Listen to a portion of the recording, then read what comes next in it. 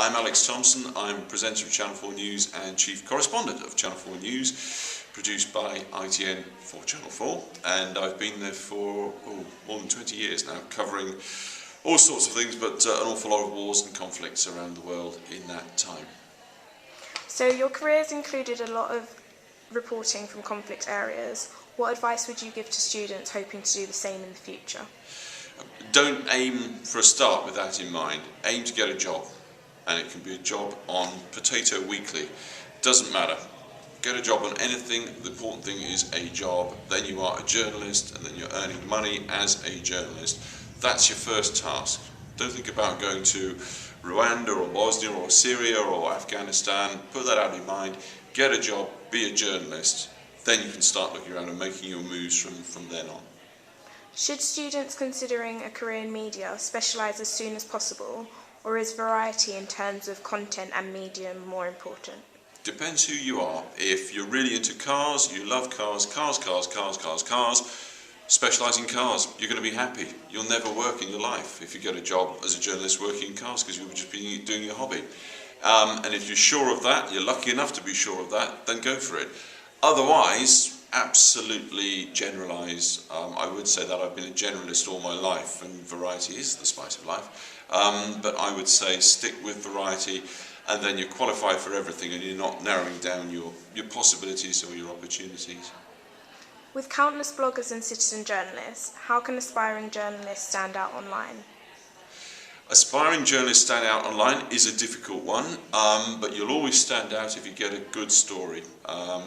If the story is really good, you don't need any PR, you don't need to hype it, you don't need a banner headline. If you discover something that's genuinely of interest and genuinely different, people will come to you. That's true online, it's true in a newspaper, it's true on radio, and it's true on television.